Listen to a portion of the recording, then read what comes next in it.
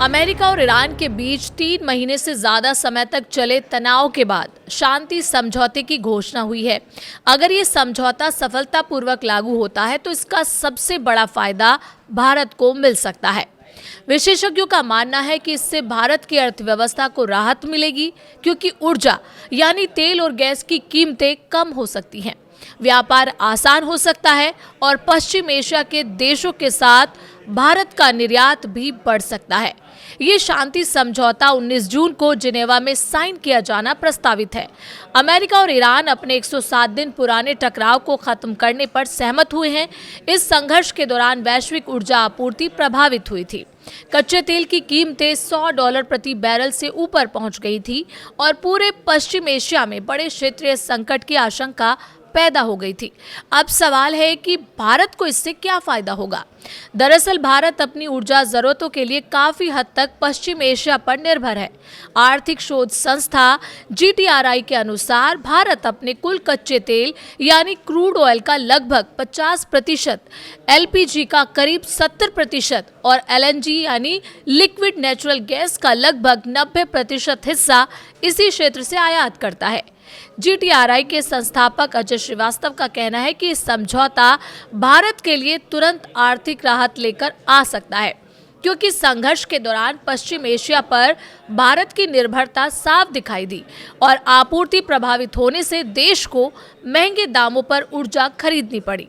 युद्ध के दौरान खाड़ी क्षेत्र में शिपिंग में रुकावट आई, जिससे भारत का ऊर्जा आयात महंगा हो गया। इसका असर महंगाई पर पड़ा, रुपए पर दबाव बढ़ा और भारतीय रिफाइनरी कंपनियों को दूसरे दूर दराज के देशों से तेल खरीदने के विकल्प तलाशने पड़े। अब अगर स्ट्रेट ऑफ हॉर्मुज पूरी तरह खुल जाता है तो वैश्विक ऊर्जा बाजार में स्थिरता आएगी।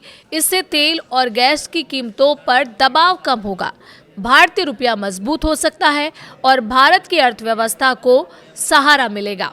भारत और खाड़ी देशों के बीच व्यापार की बात करें तो भारत वहां इंजीनियरिंग सामान, रिफाइंड पेट्रोलियम उत्पाद, खाद्य सामग्री, कृषि उत्पाद, अनाज, चावल, मांस, सी फूड, रत्न और आभूषण, रसायन, दवाइयाँ, कपड़े और मशीनरी का निर्यात करता है। वहीं इन देशों से भारत मुख्य रूप से कच्चा तेल, LNG, LPG, पेट्रोकेमिकल, उर्वरक, प्लास्टिक, एल्यूमीनियम और दूसरे खनिज ईंधन आयात करता है। इस शांति समझौते की घोषणा के बाद वित्तीय बाजार ने भी सकारात्मक प्रतिक्रिया दी है। तेल की कीमतों में गिरावट देखने को मिली, शेयर बाजार में तेजी आई और भारतीय रुपया भी मजबूत हुआ। स्ट्रेट ऑफ हॉर्मुज से तेल आपूर्ति बाधित होने की चिंता कम होने के बाद ब्रेंट क्रूड ऑयल की कीमतों में करीब 5% की गिरावट दर्ज की गई। कीमतें घटकर लगभग 83 से $84 प्रति बैरल के आसपास पहुंच गई हैं, जबकि इससे पहले ये लगभग $87 प्रति बैरल पर कारोबार कर रहा था।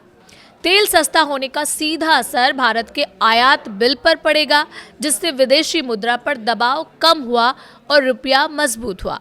डॉलर के मुकाबले भारतीय मुद्रा में एक ही कारोबारी सत्र में लगभग 0.7% की मजबूती देखी गई। रुपया 95.32 पर खुला। कारोबार के दौरान 94.95 के उच्च स्तर तक पहुंचा और अंत में 95.11 पर बंद हुआ। कुल मिलाकर अगर अमेरिका और ईरान के बीच ये शांति समझौता सफल रहता है तो भारत को सस्ती ऊर्जा, कम आयात लागत, महंगाई पर नियंत्रण, मजबूत रुपया और बेहतर आर्थिक विकास जैसे कई बड़े फायदे मिल सकते हैं।